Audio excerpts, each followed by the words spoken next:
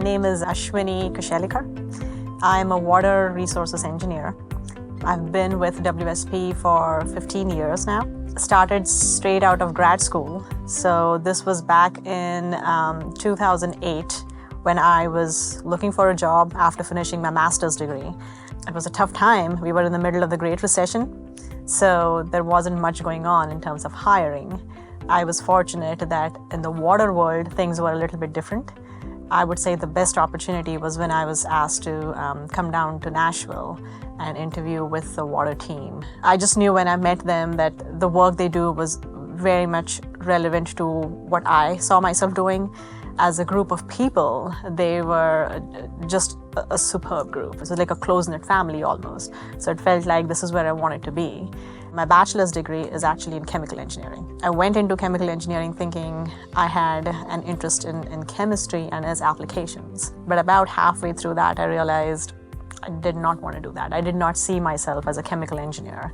It took a little time to figure out what it is that I liked. It was a conscious decision to go to Michigan Tech, pursue environmental engineering there. But throughout those 2 years that I was there, I was always focused on water resources engineering. So yeah, it's been 15 years and I've loved every minute of it.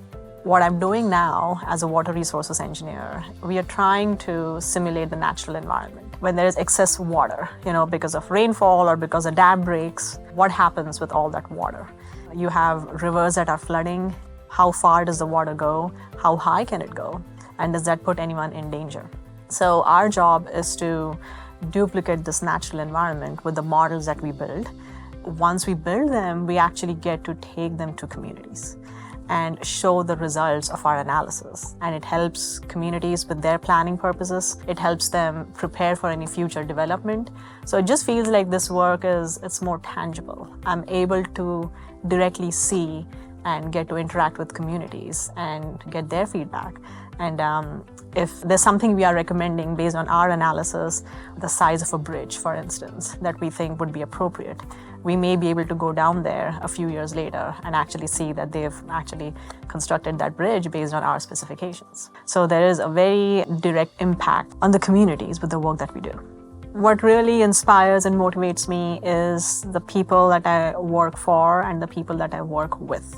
It's leading them and interacting with them regularly in my job as a manager, but then also interacting as part of a project team. I feel like my ability to understand where someone is coming from, that they may have a point of view that's different from mine, has definitely helped me in my career.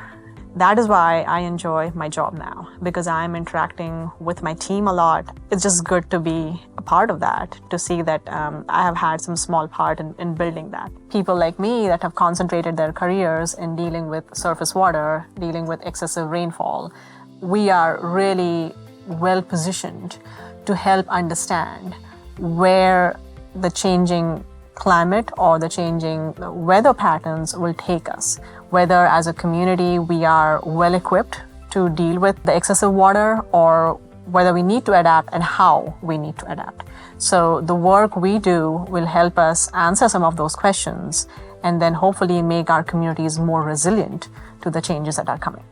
I am optimistic, definitely optimistic about the future. I think it's because I'm seeing that there is awareness about climate change. There is investment happening from the state, federal governments, local communities. And if we are doing that, then the next thing we need is the technology and the research to be able to prepare for all this better. And I feel like that's where, among other people, water resources engineers come in.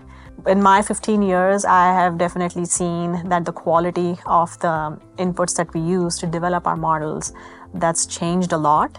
We have modeling methodologies now that weren't as accessible 15 years ago. And the accuracy of our results has improved over time as well. So with all this, I feel like, we are arming ourselves with the right tools that we need to be able to fight climate change. So I'm optimistic.